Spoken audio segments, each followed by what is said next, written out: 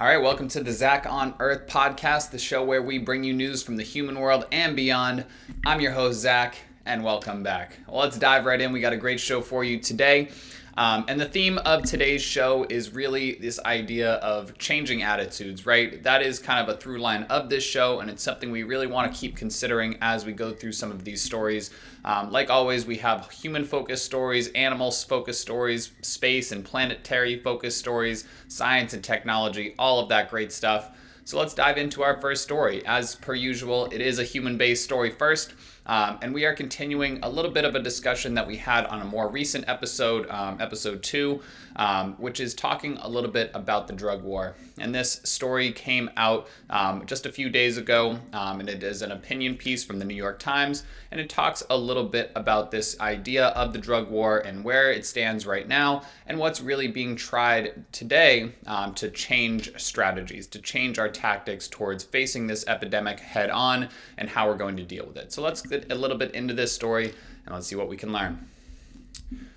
So this is from the February 22nd New York Times Opinion Today, and it's by Alexandra Sifferlin, who is a senior staff editor for these opinion pieces. It's clear that America has lost the war on drugs. The country faces a protracted addiction crisis, and deaths from overdoses are at a record high. And what's the solution? So basically, the drug war started over 50 years ago, 1971, by President Richard Nixon, basically declared drug offenses and drugs as public enemy number one.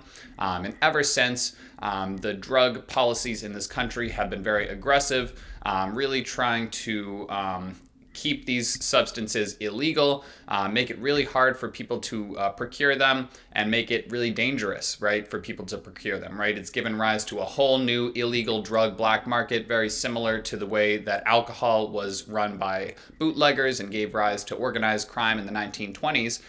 The drug policies after the 1971 war on drugs began very quickly gave rise to a whole new illegal drug market that we see reflected in movies like Cocaine Bear that just came out, right, talking about these drug flights and drugs that were put into the country in the 1980s.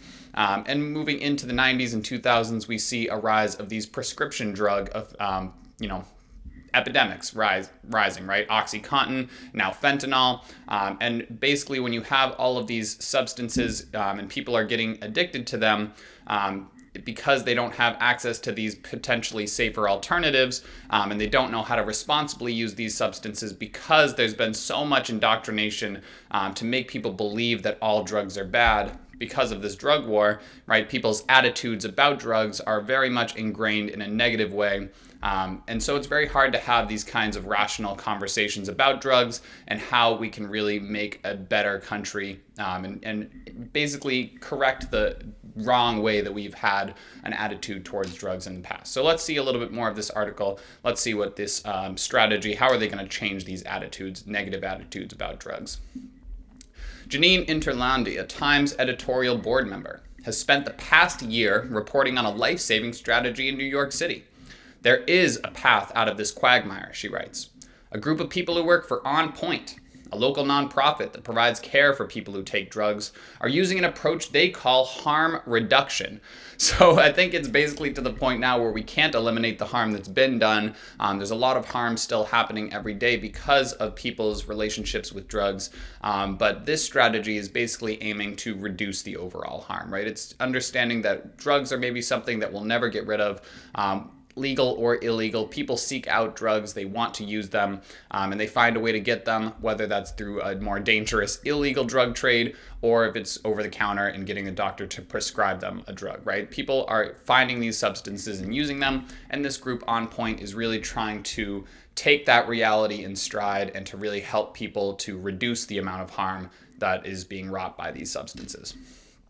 Their focus is on minimizing the consequences of drug use rather than trying to eradicate it, right? Which seems a little unrealistic at this point with the sheer volume of drugs entering the country every day and that are already here, both illegal and legal. It seems basically unrealistic to imagine a place or a world where no one's using drugs at all, right? That seems almost childish, unrealistic to think about. So how can we face up to the problem that is here and reduce the amount of overall harm? So what kind of tactics are involved in this strategy of harm reduction? Let's see. It includes offering people clean needles to prevent disease, as well as overdose reversal medications. For the past year, the organization has been operating the country's first official supervised consumption site, where people can use the drugs they bring under the oversight of trained staff. And so this is just one small step in really targeting the people who are using the drugs and trying to make the environment in which they're using the drugs safer, right? By getting these consumption sites, people can use the drugs there under supervision. If they end up overdosing, they have drugs to hopefully reverse those. They can save more lives for people that are already addicted to these substances. After spending months following the On Point team, Janine argued harm reduction needs to be given a real chance with significant funding and backing to prevent overdose deaths and keep people healthier with more opportunities for recovery. And the Biden administration has allocated funding for harm reduction efforts, but there are major challenges. Right? And again, one of the big challenges here is this attitude that people have learned over time, over the past half a century, to vilify drugs and to view all drugs as bad, right? And to think that because they were given this Schedule I listing, right, even substances like cannabis, which is starting to really take hold in 21 states have legalized recreational cannabis in territories in the United States. So the fact is that the cultural attitudes about drugs, including psychedelics and cannabis, right, which are still Schedule I substances federally, meaning that they have no potential medical benefit, right, even though research is now starting to change that. And the reason that they were given that schedule is because existing research about them had been suppressed. People either way have now come to believe that there are no reasons to legalize drugs at a federal level. And that's one of the big hurdles. The organization Janine followed is underfunded, and its workers stretched thin. And while many New Yorkers support its work, the group faces political headwinds and reasonable concerns from neighbors about discarded needles and nearby drug use, right? It's kind of like a NIMBY argument, not in my backyard, right? People are maybe even okay with the idea of a consumption site, but don't necessarily want it in their neighborhood or in their community. And that is a big obstacle to really implementing this at a full scale in the country and really hopefully, having this effect of harm reduction. Giving harm reduction a fighting chance requires not only political and financial commitment, Janine argues, but also a change, and this is really key, in how all Americans view people who use drugs. So it's not just our attitudes about the substances themselves, it's also our negative attitudes about people that we see using drugs, right? The label of you're a drug addict or you're a stoner, you're a junkie, right? There's all these negative, pejorative words to describe people who are using these substances that paints them as somehow inferior and not worthy of our compassion, not worthy of our help and our care, right? And this group On Point is hoping to change that attitude, because if we can start viewing these people as our neighbors, as our friends, as our community members, we'll be more likely to offer them the help that they really need and that they should receive. As the Times editorial board argues today, that means accepting that people who use drugs are still members of the community and still worthy of compassion and care. It also means acknowledging the needs and wishes of people who don't use drugs, including streets free of syringe litter and neighborhoods free of drug-related crime. And these goals are not mutually exclusive. In fact, they go hand in hand, right? And, I would even argue that, it's not only about the fact that people are on drugs and our attitudes towards them, right? The history of the drug war is intertwined with these racist policies that came to replace basically Jim Crow era segregation and persecution of African American citizens, right? It led to this huge mass incarceration of young black men locked up for, nonviolent drug offenses. And we even have some of those statistics here, right? The current Federal Bureau of Prisons has data on how many people are in prison and for what reason. And we can get that up right here, right? And you can see, obviously, the biggest chunk of imprisonments comes from drug offenses, right? About over 60,000 people in prison for drug offenses, right? And obviously this doesn't break it down by demographic, but it's no surprise, right, to see that, in this country that has such a racist past, right, and drug policies that put these substances into communities of color, right, and then targeted them and enforced them more heavily in those areas, right, it led to these prison populations that are disproportionately African American, right?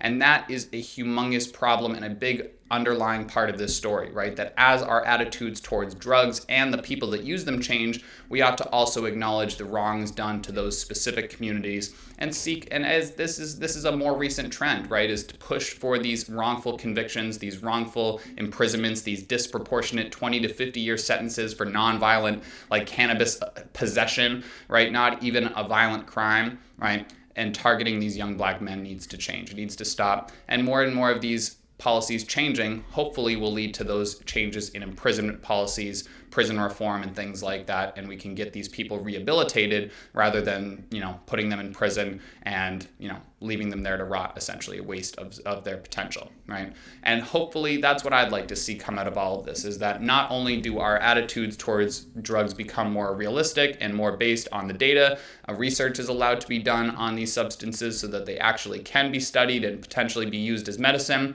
but also our attitudes towards each other change, right? We become more accepting, more compassionate, less racist is very important, and be able to actually have some meaningful reform in this country on drugs, because this epidemic is only getting worse, and until our attitudes and our policies change, the problem's only going to stagnate and get worse. So let's move on a little bit from this story now. I think we covered a decent amount of what's going on. Harm reduction is one strategy trying to really reduce the harm, obviously, of this huge drug problem in this country. So let's go on from this story, and we'll see what we have on the docket next. All right. So next up, we have another human-related story, and this was something that really caught my eye this week. This is from NPR, and it talks about the United Kingdom's new recent policy that they've implemented in some companies instituting a 4-day work week. And I think this is really interesting and could have potentially huge positive benefits if implemented in workplaces around the country in America. So I'd like to get into a little bit of this story and see what we can learn. It says dozens of UK companies will keep the 4-day work week after a pilot program ends. This is from February 21st by Joe Hernandez. You see a worker here. A worker pours a pint of beer at London's Pressure Drop Brewery, one of 61 UK employers that participated in a 6-month trial of a 4-day work week. Is it finally time for the 4-day work week? Yes, it's beyond time for a 4-day work week, right? And we'll see in the statistics, but my initial take on this is that it's something that everyone wants. It would benefit both, kids and adults, and we'll see kind of what those reasons are. And it doesn't necessarily hurt the profits, right? And that's where people maybe would have hesitation, is that they're not going to make as much money. But I think you'll see based on this article that's not necessarily the case. So let's see what we can learn. Results from a new pilot program at dozens of employers in the United Kingdom showed major benefits to workers' health and productivity when their hours were reduced, and a vast majority of firms plan to stick with the condensed schedule. Advocates say the results help validate the idea that it's possible for companies to shorten the work week to 32 hours with no reduction in pay, while maintaining previous levels of work output.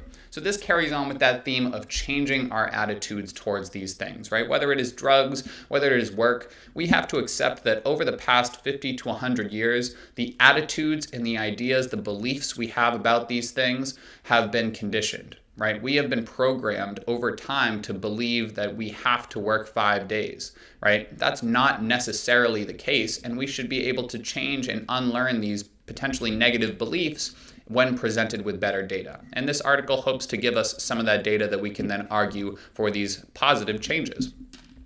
We really feel encouraged by the results, which showed the many ways companies were turning the 4-day week from a dream into a realistic policy with multiple benefits. David Frayne, a research associate at the University of Cambridge who worked on the trial, said in a statement, "We think there's a lot here that ought to motivate other companies and industries to give it a try," Frayne added.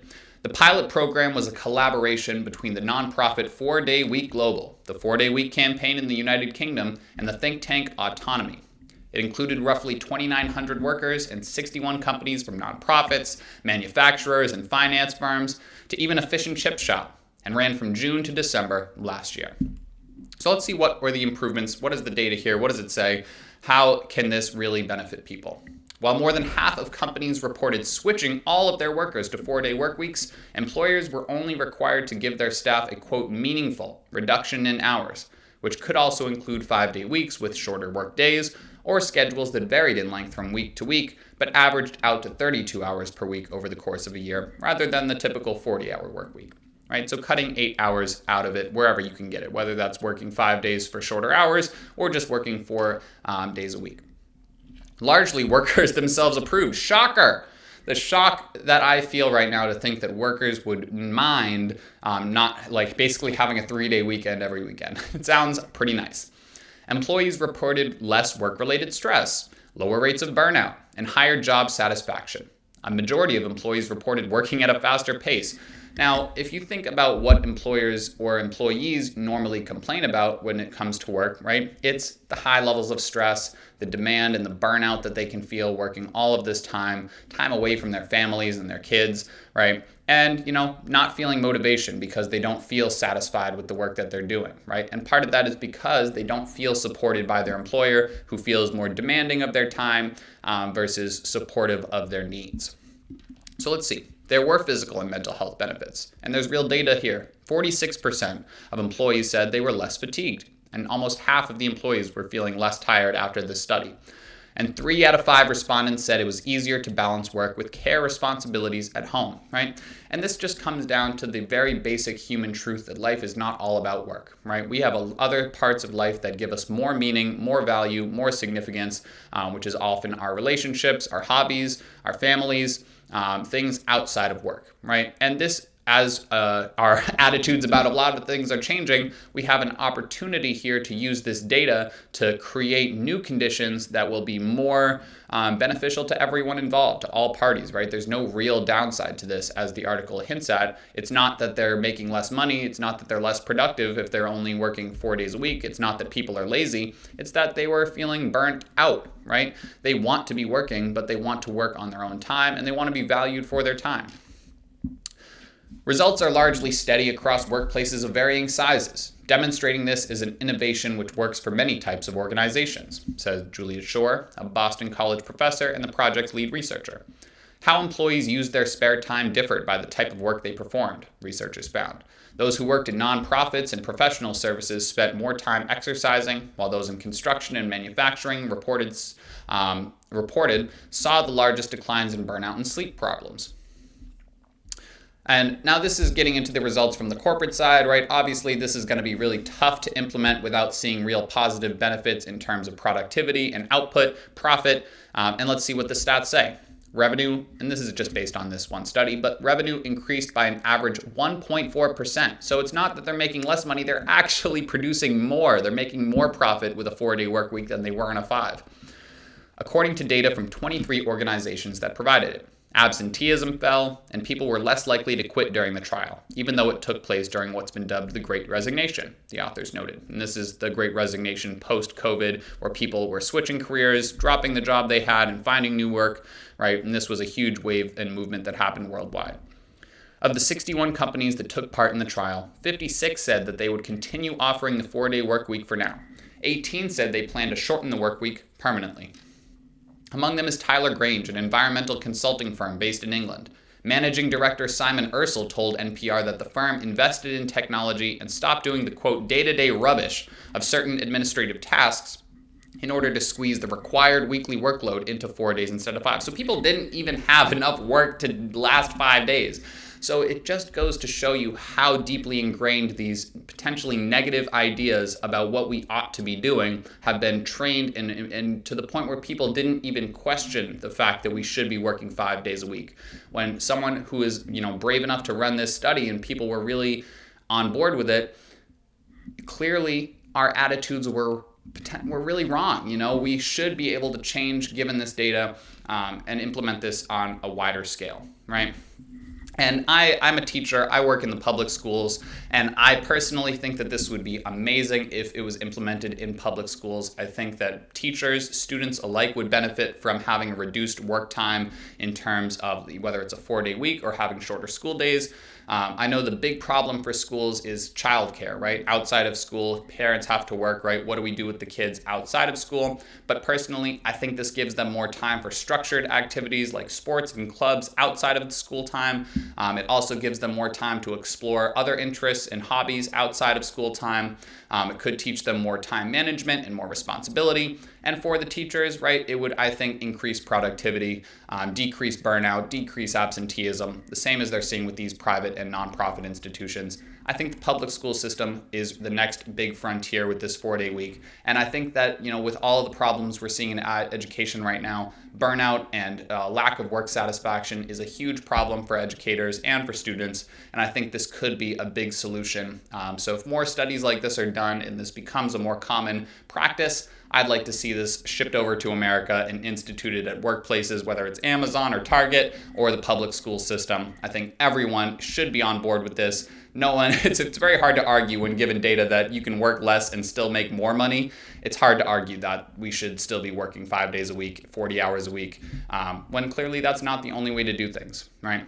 So let's move on a little bit from this story. We've done some good human-focused work, but I want to get into this cool animal-based story, which is all about our friends, our alien friends, and we'll talk about why, the octopus. So let's go on to this animal-focused story that I thought was pretty cool from this week, and it's all about octopuses and their brains. Scientists just discovered new patterns of brain activity in freely moving octopuses. And this is by Rachel Funnell from iflscience.com. We now have the ability to peer into their brain while doing specific tasks. That's really exciting and powerful.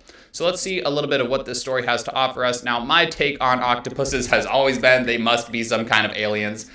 I believe in the idea, and whether this happened or not, it's very hard to confirm, but I believe that the idea of what they call panspermia is actually possible. And basically this idea is the idea that long ago in prehistory, billions of years ago, asteroids or some kind of meteor shower came these objects from deep space into our solar system. One or multiple of them crashed on Earth into the primordial oceans, and out of these asteroids came organic material and potentially alien organisms, right? A long time ago that entered into our ecosystem and then evolved alongside of the organisms that were already here developing.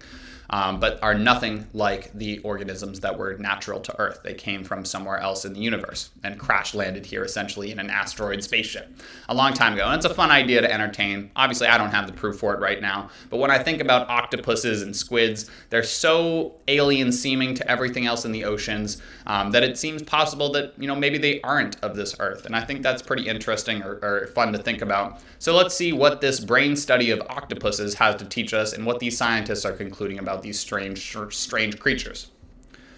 So this is a photo here of an octopus, if you didn't know. So it says, some of the brain activity captured as the octopuses slept, ate, and moved around looked similar to that seen in mammals, but some of it has never been described before.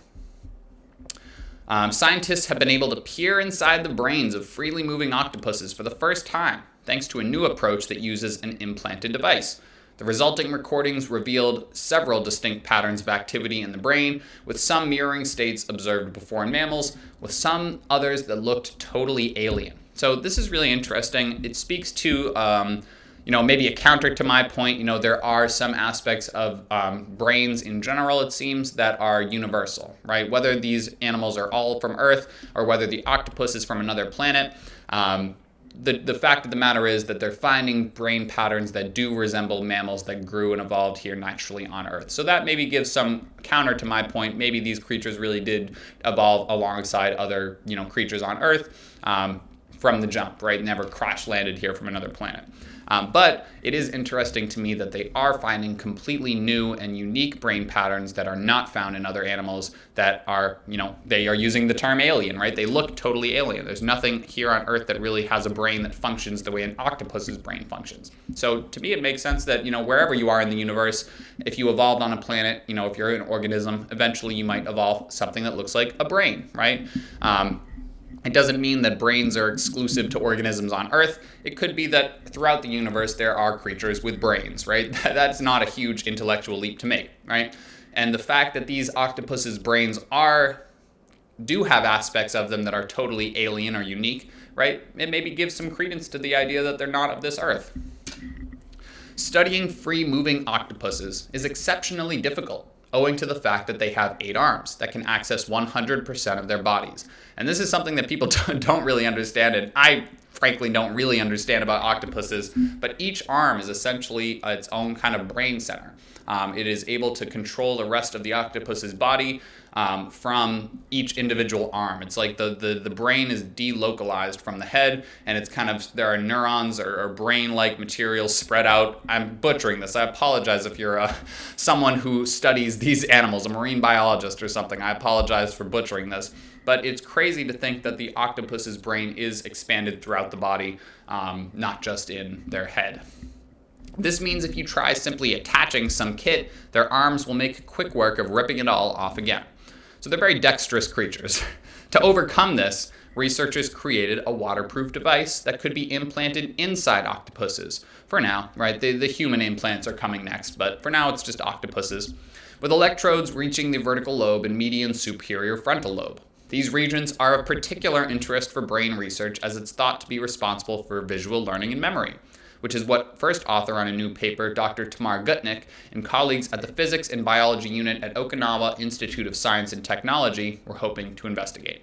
If we want to understand how the brain works, right, not just octopus's brain, but brains in general, octopuses are the perfect animal to study, as a comparison to mammals. They have a large brain, an amazingly unique body, and advanced cognitive abilities that have developed completely differently from those of vertebrates. So while they share similarities, right, the octopus is a very unique animal physically, biologically in its structure, and in the structure and functioning of its brain. So it makes a good comparison where we can see what's similar and we can see what's very unique to the octopus and make logical guesses about where that developed from, why, and how.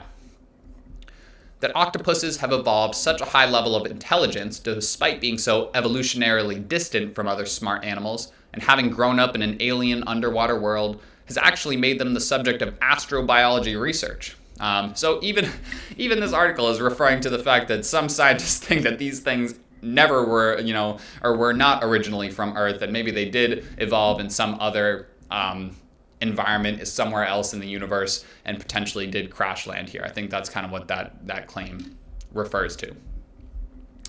So let's see some of the results here. What did they find? The results showed distinct patterns of brain activity, some of which appeared similar to those seen in recordings taken from mammals. However, there were other patterns that have never been described before, made up of very long-lasting, slow oscillations. So that's really cool, right? It's not just that they have some comparisons to mammals. Some of these brain patterns have never been seen before in any other creature here on Earth. And now that's not proof that they came here from somewhere else, but it does suggest that they had a very unique evolutionary path that differed from other creatures from Earth, right? So this just gives us, it's mysterious, right? We still don't know the answers, right? We may never know where they came from. But this is, like they say in this article, a really pivotal first step, a pivotal study, said Professor Michael Cuba, who led the project at the OIST Physics and Biology Unit, and now continues at the University of Naples Federico II. It's the second, babe, I don't know. Octopuses are so clever, but right now we know so little about how their brains work. This technique means we now have the ability to peer into their brain while they're doing specific tasks. That's really exciting and powerful. So I think what this says, we have to change our attitudes about evolution as well, right? We have to entertain the idea that we don't know everything that there is to know about how creatures evolved on this planet. And specifically these creatures that have a higher capacity for intelligence, right?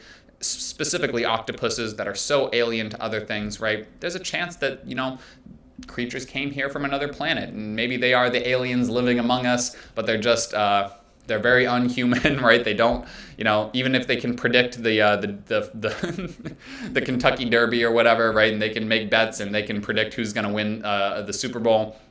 It doesn't mean that their intelligence is comparable to humans. It could be an entirely different kind of intelligence and potentially an alien one. So we'll try and maybe see more what we can learn about octopuses in the future. We'll see if they can make any other breakthroughs in brain studies of octopuses. But let's move on for now. Let's do another Earth-related story, a planetary-related story now. And this had to do with some of the data they were collecting from recent earthquakes, and basically that they're learning based on new technology that's being applied to earthquakes and seismic waves, more about the physical composition of our planet. So let's see a little bit of what we can learn. This is from nature.com from the 22nd of February, and it says, secrets of Earth's inner core revealed by large quakes. Seismic waves travel differently through the innermost core than through the outer section. This is by Bianca Negrete. Seismic waves, and I love these kind of cross sections of the Earth. It really gives you a sense of where the crust is, that thin eggshell layer around the planet where we spend all of our time, that big thick mantle where we see the tectonic plates kind of floating on them, on this river of molten rock, and then these more solid inner cores. And when I was growing up, there was the distinct inner core and outer core, and that's been questioned by this article. So let's see what we're maybe changing in our attitudes, that's the theme, right, about seismic waves and about the composition of our planet and what it can really teach us. So let's see. The reverberations from earthquakes as they bounce back and forth through the center of the Earth have revealed new details about the structure of the planet's inner core, according to a study published in Nature Communications this week. For several decades, evidence has been mounting to suggest that the planet's solid inner core is made up of distinct layers, but their properties have remained mysterious. So again, this gives rise to the textbooks that I was seeing in my, earth science textbook in school, right, where it had a very distinct outer core and then a solid inner core within that. And this is starting to potentially change how we view those layers. Maybe there's more layers, maybe there's less layers. I'm not really sure. Let's see what this article says. To better understand the inner core's structure, researchers used multiple seismometers to examine how seismic waves are distorted as they pass through the solid ball of iron nickel at Earth's heart. Earth oscillates like a bell after a large earthquake, right? If you strike a bell, you see it reverberate, and then it slowly vibrates, and then it eventually becomes still. But with the Earth, it's like a giant bell, and it's not just for hours, but days. So these reverberating kind of vibrations can last for days, and you can detect them, said co-author, Hervo Tkalchik, a geophysicist at the Australian National University in Canberra, Australia. To detect these oscillations, researchers recorded the waveforms at close to the original site of the earthquake and at the antipode, the direct opposite position on the surface of the Earth. This enabled them to look at the multiple journeys through Earth's center. It's like a ping pong ball that's bouncing back and forth, says co-author Tan Son Pham, a postdoc fellow at the Australian National University. Each reverberation takes about 20 minutes to cross from one side of the planet to the other, and the seismometers recorded up to 5 bounces from a single event. So kind of the so what is what I'm looking for here, right? What are they really going to be able to do with this information if they're able to better potentially predict and prepare for, maybe even increase our response time to earthquakes when they happen? That's obviously the biggest human value, and it's been one of the big challenges in seismography is the ability to predict earthquakes. It's basically impossible, but can you detect them as fast as possible and get aid to the right place at the right time? Stacked measurements. The original earthquakes each reached a magnitude greater than 6, but the waves got progressively weaker as they passed through the Earth's core. The researchers used a technique called stacking, in which they combined the waveforms from a single event to build a more detailed picture of the distortion from the innermost core. They found that the waves traveled differently through the innermost inner core, which they estimate to be around 650 kilometers thick, than through the outer part.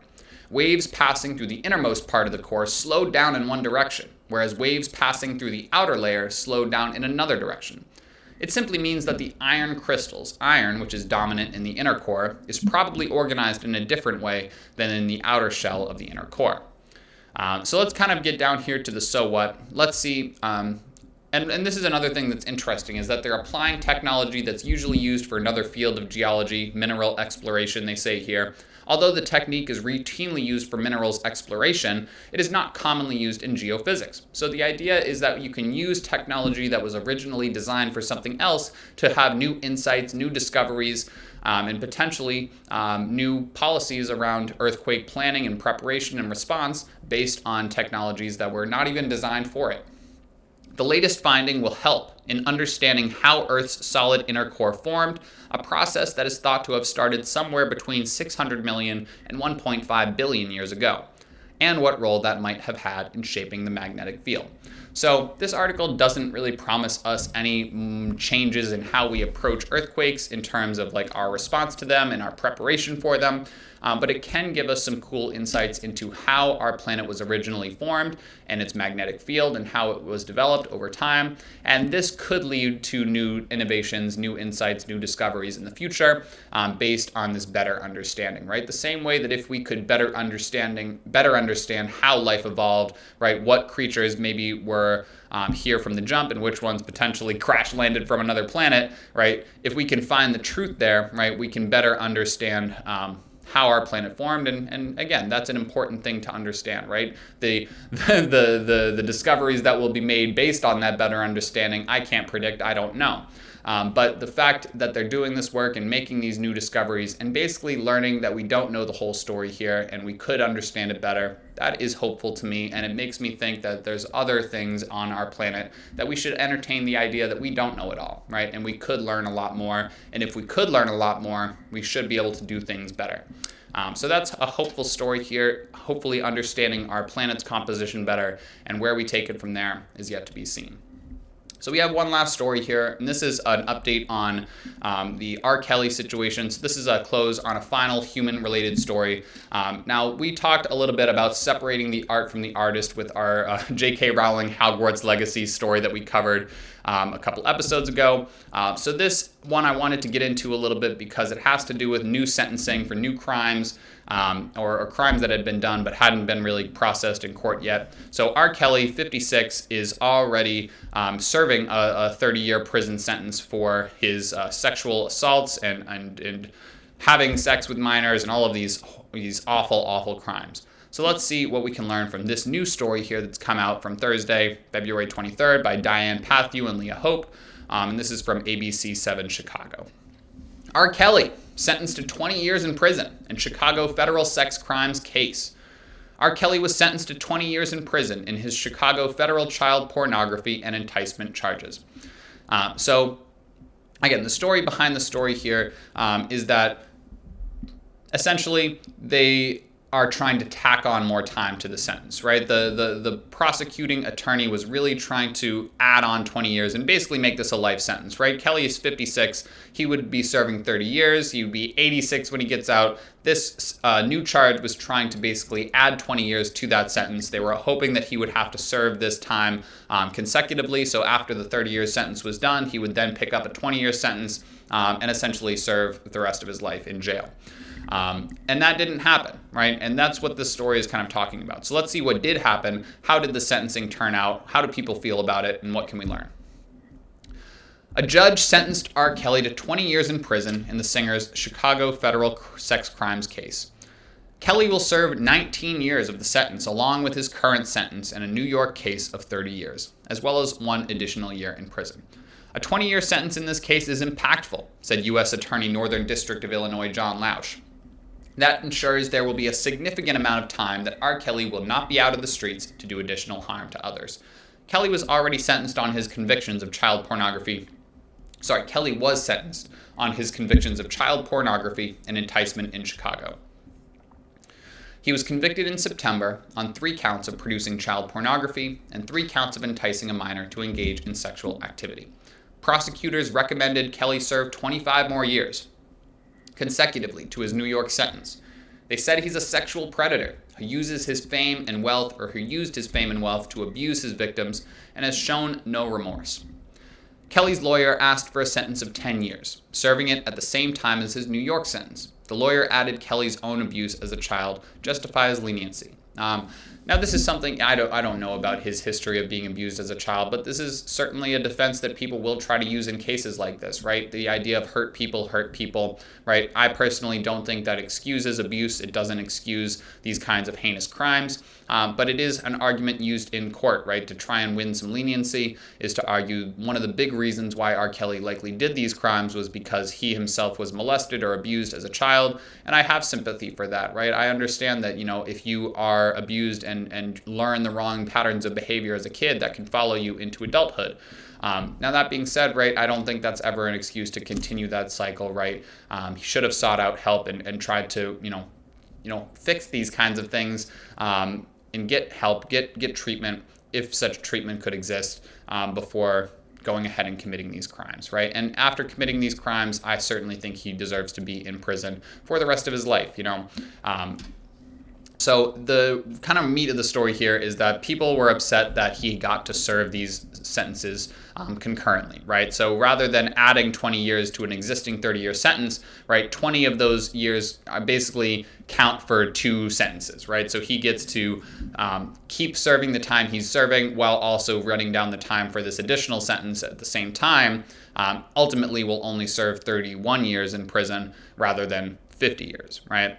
So people were upset about that. But at the end of the day, right, we'll listen to a little bit of this clip, right, from the defense attorney, the attorney for one of the victims, Christopher Brown, and we'll see what he says about, basically the temperature on this sentencing.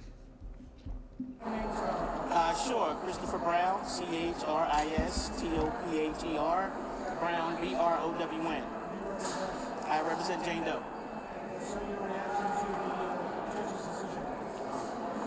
240 months is an appropriate sentence in this action. We're very pleased with that particular sentence, and hopefully we can have some closure here now.